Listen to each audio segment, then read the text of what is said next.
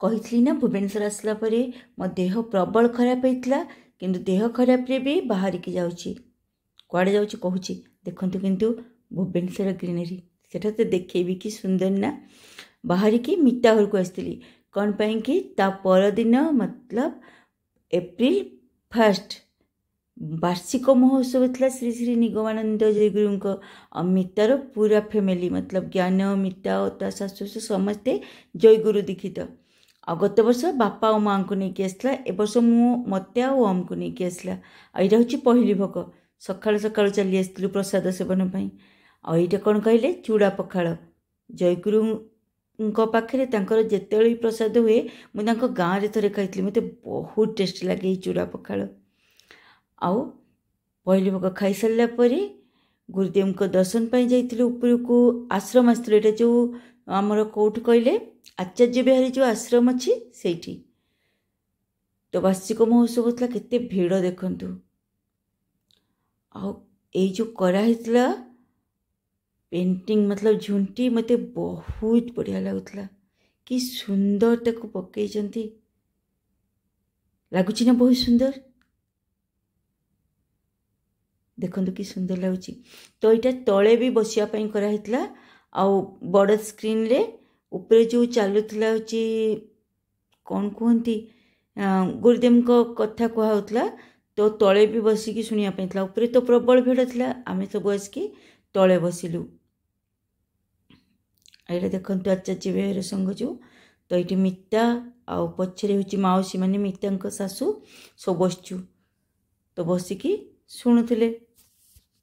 किंतु ये देखो ओम निहार सोहम मतलब मितार दियर पुओ समस्ते आसलु तो किसी समय मु बसिली आ गेली केमती बदमाश होची माने नेहा खाली दौड़ुला किसी समय बसिलु बहुत सुंदर कथा कहूले सी आ शुणिकी जिते भी भगवान का कथा शुणा जाए ना आत्मा तृप्ति हुए ना तो बस शुणिला परे किंतु गरम पाई मु चली आसली आर बाहर एमती व्यवस्था कराइला कूलर सब चारिड़े थिला एटी खाइबा पीवा जो हुए से तो बस समस्ते कूलर सामने बसले मु भी गोटे कूलर सामने बसीगली आसला परे किछि समय बसिला परे जो ये आश्रम ना ता फ्रंट रे बहुत बड़ ह्यूज गार्डन चलते देखौची आपन को भी बहुत सुंदर लगे आ गार्डन देखले तो मु केमिति हुए जानी चलते देख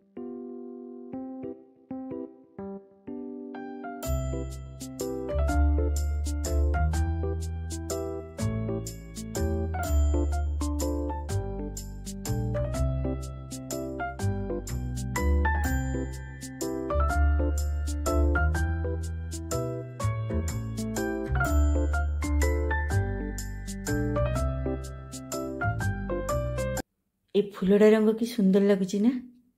आ गार्डन एंजॉय कले कि नहीं कहे आहरी देखो बहुत सुंदर सुंदर फूल होता किंतु ता आगु प्लीज मो चैनल टाक सब्सक्राइब कर दिंतु जो मैंने नुआ देखुं मो नुआ सांग मैंने सब आउ लाइक गोटे कर दिंतु लाइक रे बहुत कंजूसी कर प्लीज लाइक कर दिंतु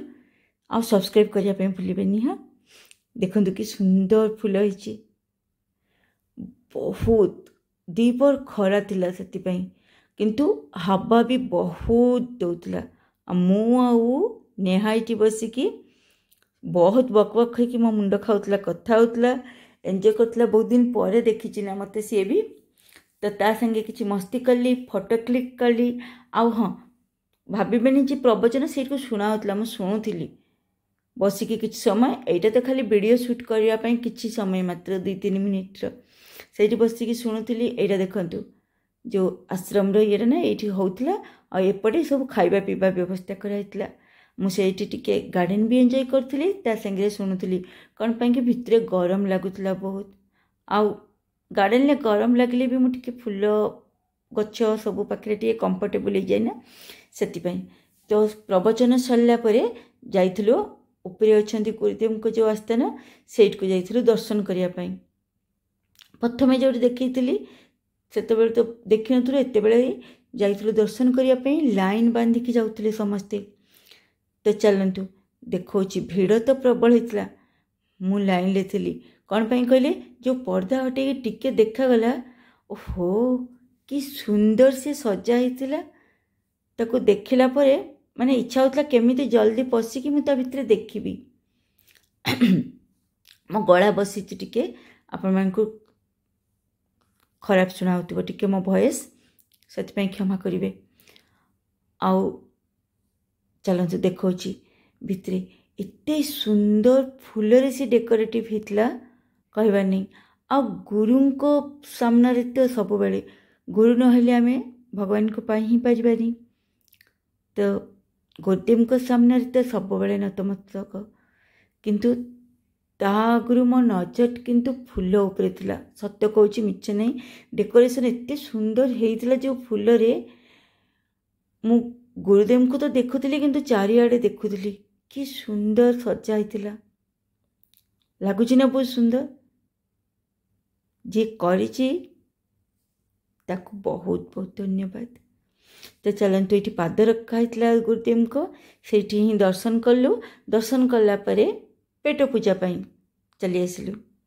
बाहर को आठी थिला प्रबल भिड़ सेकेंड बैच ये फास्ट बैच सरी जाता सेकेंड बैच रे आमे बसिलु मुझे भी कूलर देखिकी बसची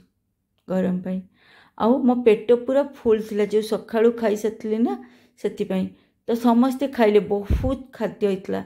बढ़िया बढ़िया सब तरकारी एका होता यहाँ मो थाली दे देता मुझे मिटा को उठेदेली कौन पाई कि पेट पूरा भर्ती थिला किछि खाइबा इच्छा नाला किंतु खीरी लुभी खीरी नेली आ ता संगे गुलाब जामुन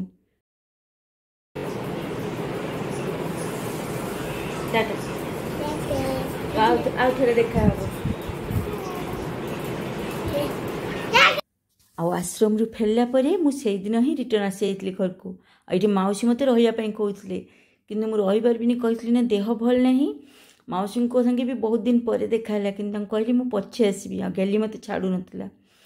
कौन पाई कहले जयगुरु आश्रम फास्ट टाइम देखिली से मिता जमी डाकिला मुझे कहली मुझे देखिकी आसे आगे आश्रम आ नवरात्र भी चली तो देखो ये मिता आसी पहुँचिकी आश्रम रू सी बही पढ़ाई बसी जाता